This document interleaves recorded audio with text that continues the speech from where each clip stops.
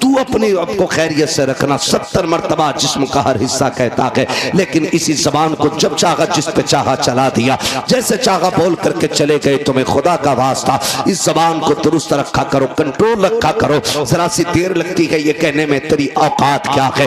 بس اتنا کہا اور ہمارے اندر گھمنڈ آ گیا، ہمارے اندر تکبر آ گیا، زندگی بھر کا عمل تباہ کر دیا گیا ہے۔ لاکھ لگاتے رہو، ٹوپیاں کرتے رہو سجدے، اگر ہلکا سا گھمنڈ طبیعت میں آ گیا ہے پھر تمہاری عبادتیں کام نہیں آنے والی ہیں، پھر ریاضتیں کام نہیں آنے والی ہیں، پھر جتنے چاہو ویڈیو بنا کر کے نیکیاں کرتے رہو، پھر کچھ ہونے والا نہیں ہے۔ اپنے آپ کو اتنا نیچا دکھایا کرو، کوشش کیا کرو کہ ہم سب سے چھوٹے بن کے رہا کریں۔ ضرورت نہیں کہ ٹانگ پہ ٹانگ رکھ کے بیٹھنے کی چار لوگوں میں۔ اگر آج دولت آ گئی ہے اترانے کی ضرورت نہیں ہے، اگر دولت ہے تو جاؤ کبھی قبرستان جا کر کے چکر لگاؤ اور دیکھو وہاں جا کر کے کیسا کیسا امیر پڑا ہے۔ آج کاغذ کے پیسے ہیں، لوگوں نے اس دور میں دولت دیکھی ہے جب پیسے کاغذ کے نہیں سونے کے ہوا کرتے تھے، اس دور میں لوگوں نے سانسیں لی ہیں۔ آج پیسہ جو کاغذ کا ہے اس پہ اتنا غرور ہے، کبھی قبرستان کی پرانی مٹی سے جا کے پوچھ، بتا تو سکی کیا تیرے اندر غریب ہے یا امیر بھی لیٹے گئے؟ قبریں جواب دے گی، ہوئے نامور بے نشاں کیسے کیسے، زمین کھا گئی آسماں کیسے کیسے۔ نعرہ تکبیر، نعرہ رسالت، نعرہ غوثیت، مسلک اعلی حضرت حضرت مفتی حماد رضا صاحب قبلہ۔ کریں گے انشاءاللہ، ایک دوسرے کو معاف کریں گے انشاءاللہ، اگر کوئی کسی سے روٹھا ہے تو منائیں گے انشاءاللہ۔ جائیے اس کی چوکھٹ پہ اور جا کے سلام کر دیجئے۔ وہ کہے تجھے غیرت نہیں آئی؟ مسکرا دینا، کہا نہیں۔ وہ کہے بڑا بے غیرت ہے، تو میرے آگے آ کے جھک گیا نہ جھک گیا؟ اس سے کہے تو کچھ بھی کہے، میں آج غیرت نہیں دیکھ رہا ہوں، میں آج ذلت اور عزت نہیں دیکھ رہا ہوں، میں مدینے والے کی دی ہوئی خوشخبری اور جنت کی ضمانت دیکھ رہا ہوں۔ حضور کے لیے کریں یہ، حضور کے لیے کریں، اپنے لیے نہیں، حضور کے لیے۔ حالات جانے آج میں بتاؤں، معاف کیجئے گا، ایسا نہیں ہے اتنی بڑی محفل میں ساری سب سے ناراضی بیٹھے ہوں گے، کوئی ابا سے ناراض ہوگا، کوئی اماں سے ناراض ہوگا، گارنٹی کے ساتھ کہہ رہا ہوں، ہے نا؟ ابھی شان رب ماں کی شان میں کلام پڑھنا شروع کر دے، جس نے زیادہ مارا ہوگا وہ اور زیادہ پیسے دے گا دکھانے کے لیے اماں کو۔ صحیح بتا رہے ہوں، تاکہ یہ لوگ کہہ دیں کہ بڑا فرما بردار ہے۔ لوگوں کے کہنے سے کیا ہوتا ہے جب تک فرشتے تیری فرما برداری کے گواہ نہ بن جائیں۔ ایسا نہیں ہے یہاں پہ کوئی کسی سے ناراض ہو کے نہیں بیٹھا ہوگا، کہہ رہے ہیں وہ تیری نماز پڑھ لیں، دل نہ لگ رہے ہیں، بالکل لگیں کہاں سے، کپڑے بگ بگے پہن لیے، لیکن یہ جو دل ہے نا اس میں میل اندر موجود ہے۔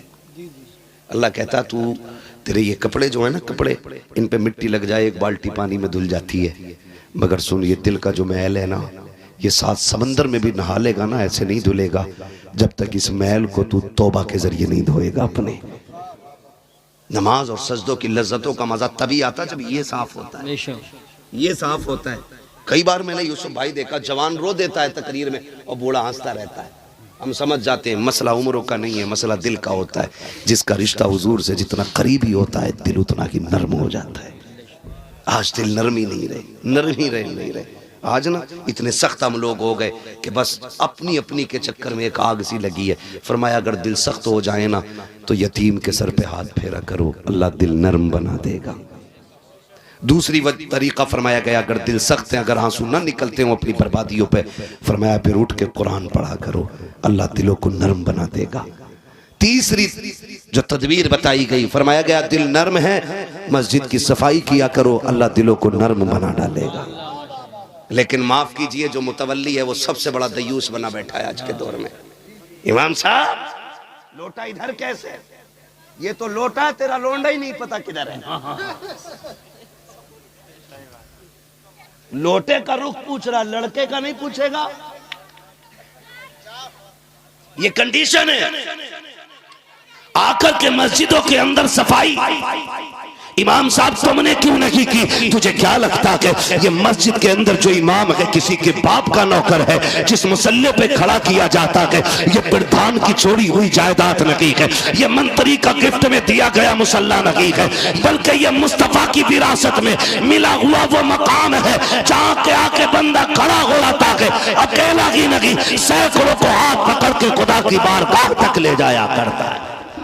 سبحان اللہ، ماشاءاللہ ماشاءاللہ۔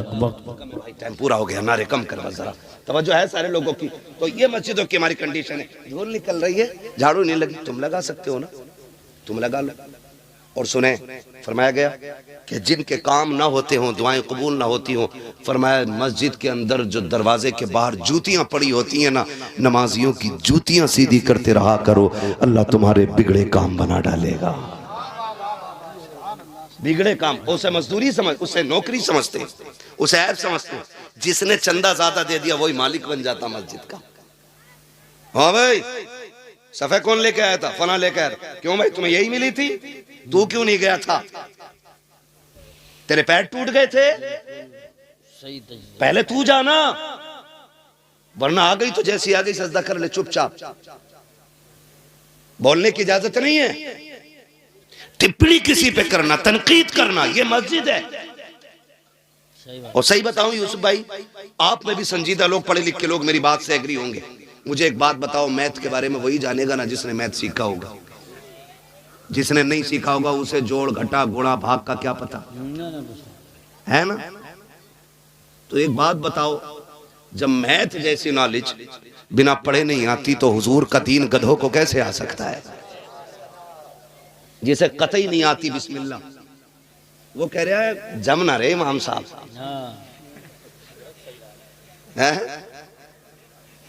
کیا کہتے؟ ہاں قرت صحیح نہیں ہے. اور پوچھو قرت کسے کہتے ہیں تو کونی مار کے کہتا ہے تو بتا بھائی گڈو. کلمہ صحیح نہیں ہے کہہ دیا، پھر پھنس جاتے ہیں. نکلو ان چیزوں سے یار. کیوں؟ کیا فائدہ ان میں؟ میں نوجوانوں تمہیں بتا رہا ہوں، اگر کوئی کھوسٹ بگڑائل بڈھا ہے اس سے میرا کوئی مسئلہ نہیں. میں نوجوانوں سے بتا کے جانا چاہتا ہوں، کبھی علماء کے خلاف زبان نہ کھولنا. صحیح بات. اگر اللہ ناراض ہو گیا تو 7 پشتوں تک کوئی عالم پیدا نہیں ہوگا. اور یہ سب سے بڑا عذاب ہوتا ہے کہ نسلوں میں علم دین کا جاننے والا نہ ہو. یہ اس سے بڑا عذاب میری نظر میں کوئی نہیں. یہ سب سے بڑا عذاب ہے کہ علم کی برکت اٹھا لی جائے. اس لیے کبھی نہ بولنا. اگر آپ کی سمجھ میں کوئی بات نہیں آ رہی ہے، ان کے اندر کمی ہے، تو یہ بات اس عالم سے پوچھئے آپ کہ فلاں شخص کے اندر یہ کمی لگتی ہے، آپ بتائیے کیا حکم شریعت کا. اگر وہ یہ کہہ دے کہ ایسے شخص کے پیچھے نماز نہیں ہے تو پھر ہاتھ پکڑ کے ان سے ملا. یہ خود سمجھا دیں کہ مصلی چھوڑ دو. مصلی کا حقدار وہ ہوگا جو حضور کا سچا وارث ہوگا. ہمیں کوئی فیصلہ خود سے نہیں کرنا. اگر پوچھ لو دعائے قنوت تک ہمیں یہ کون سی ہوگا ہے؟ یہ کون سی ہوگا ہے؟ ابھی انٹرویو لے رہے تھے معروف بھائی ہمارے بریلی شریف کے، تو وہ اسی طرح کے کچھ ویڈیوز بناتے، تو وہ انٹرویو لے رہے تھے مزار پہ جا کے. ایک سے پوچھ رہے دعائے قنوت یاد ہے؟ تو کہہ رہے یہ کیا ہوتی ہے؟ یہ کنڈیشن ہے لوگوں کی. ایک سے کسی نے پوچھا، مزار پہ بیٹھا تھا، اس نے کہا کس کی امت ہو؟ تو بڑے میاں کہہ رہے کہ ابھی کل ہی آیا ہوں. پتہ نہیں ہے صاحب. یہ کنڈیشن ہے. یہ امت کا مطلب جس قوم کو معلوم نہ ہو وہ دعویٰ کرتی ہے کہ ہم اسلام کا پرچم کونے کونے میں لہرائیں گے. مسجدوں میں لڑنے والے، مسجدوں میں شور مچانے والے، مسجدوں کو اپنے باپ کی چوپال سمجھ کے چیخنے والے. مسجد خدا کا گھر ہے. کئی جگہ تو گولیاں، یہاں پیچھے بیلٹ چل گئی تھی اسی علاقے میں کہیں، وہ ویڈیو وائرل ہوا تھا امروہہ ضلع میں نا، امروہہ ضلع میں بیلٹ چلی مسجد کے اندر. شرم کر میری قوم، شرم کرو. مسجدیں بھی لڑنے کی جگہ رہ گئی تھی. کتنا چینل پہ چلایا ان کو نیوز والوں نے، کتنا مذاق بنایا گیا اسلام کا. خدا را نکلے ان چیزوں سے.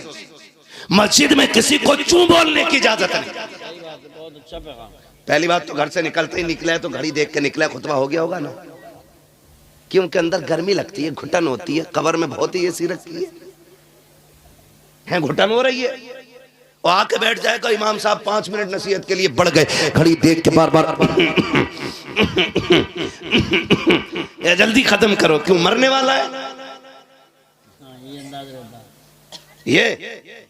اور پھر کہہ رہا، بعد میں کہہ رہا امام صاحب کھانسی بھی نہ سمجھ رہے تھے تم میری، میں کیوں کھانس رہا تھا.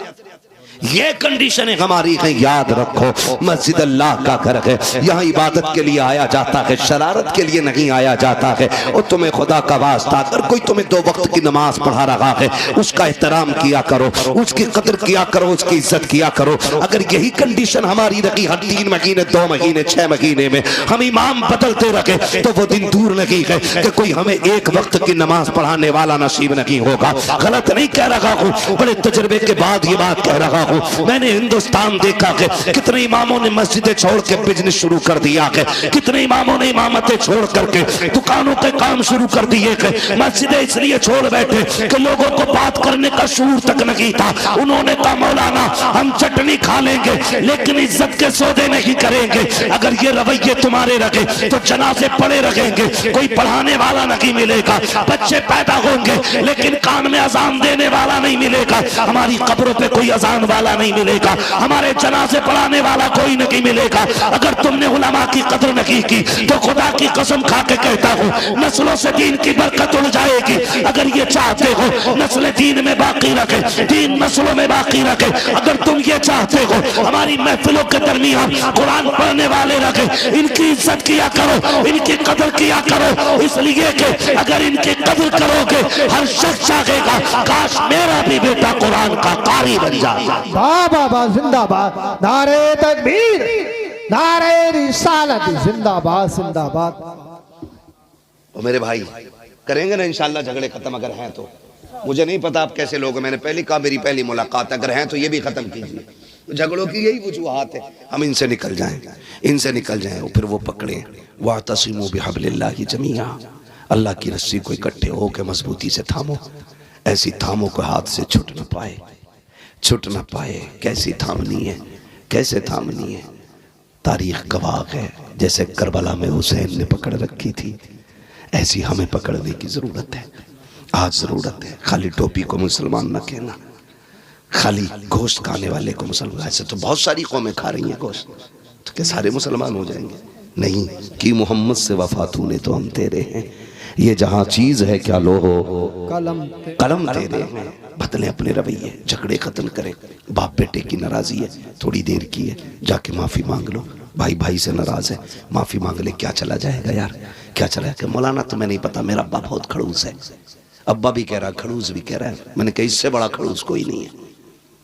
باپ بڑی سنتا ہی نہیں، بہت سخت مزاج ہے۔ میں نے کہا تو نے باپ کو جانا ہی نہیں، باپ باپ ہوتا ہے، کتنی بھی ناراض ہے وہ سو رہا ہو جا کے قدموں میں بیٹھ جا، اس کے پیر پکڑا، آنکھ کھلے گی، وہ تجھے دیکھے گا، کہے گا کیا کر رہے ہیں، کہ ابا راضی ہو جا۔ پھر خدا کی قسم دیکھنا غلطی تو نے کی ہے، ناراض تو تھا، اور جب وہ رات کے 3 بجے اٹھ کے بیٹھے گا اس کی آنکھیں بھیگی ہوئی ہوں گی، وہ رو کے تیرے سر پہ ہاتھ رکھ کے کہے گا پگلے میں تو کب سے تیرا انتظار کر رہا تھا، تو نہیں آنے میں دیر لگا دی ہے۔ تم کیا جانو باپ کیا ہوتا ہے؟ کہتے ہو سخت ہے باپ، میں جانتا ہوں ہاں باپ کا مزاج سخت ہوتا ہے، کیوں؟ کیونکہ باپ سورج کی طرح ہوتا ہے اور سورج گرم ہوتا ہے، گرم ہوتا ہے سورج، باپ سورج کی طرح ہوتا ہے، سورج گرم ہوتا ہے، اور اگر وہ گرم نہ ہو تو اجالا نہ ہو۔ باپ کا مزاج تھوڑا سخت ہے لیکن وہ باپ ہے۔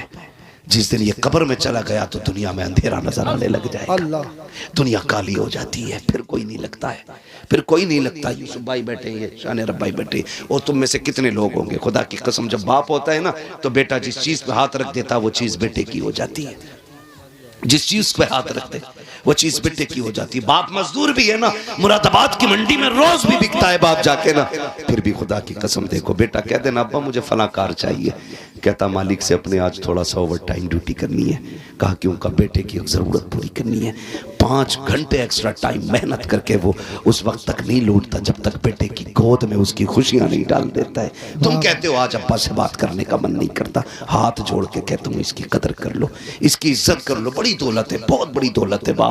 کبھی یتیم سے پوچھو باپ کیا ہوتا ہے، کبھی اس سے پوچھو جس نے باپ کھو دیا کہ باپ کے جانے کا غم کیا ہوتا ہے، باپ کے بغیر زندگی کیسے کٹتی ہے۔ کہتے ہو معاف نہیں کریں گے؟ میں کہتا ہوں خدا کی قسم جا کے بیٹھ کے تو دیکھ، اس مجھ سے زیادہ میٹھا کسی کا لہجہ ہی نہیں ہو سکتا ہے، کسی کا لہجہ نہیں ہو سکتا ہے۔ تجھے یاد نہیں تو یاد دلا دوں، جب تو چل نہیں سکتا تھا، دوڑ نہیں سکتا تھا، تجھے کندھے پہ لے کے باپ چلتا رہا، کہتا کہ وہ مجھے معاف نہیں کریں گے۔ تجھے کیا پتا ہے پگلے، جب دیوار پہ کوا بیٹھا اس نے 40 مرتبہ تو نے کہا تھا ابا یہ کیا بیٹھا ہے، تو باپ نے 100 مرتبہ تجھے بتایا تھا بیٹے اسے کوا کہتے ہیں، اور باپ کی ذرا سی نظر کیا کمزور ہوئی، اس نے کہا بیٹے کیا ٹائم ہو گیا، تو باپ سے بیٹا کہتا ابا 3 بج رہے ہیں۔ تھوڑی دیر گزری، بڑھاپے کی وجہ سے دماغ کمزور ہو گیا، پھر کیا بیٹھا بیٹے اب کتنا ٹائم ہو گیا، پھر اس نے کہا کہ 3:15 ہو رہے ہیں۔ پھر باپ نے پوچھ لیا بیٹے سے بیٹا کتنا ٹائم ہو رہا ہے، اس نے کہا 3:30 بج رہے ہیں۔ کہا بیٹے اب بتا بھی کتنا ٹائم 4 بجنے میں ہے۔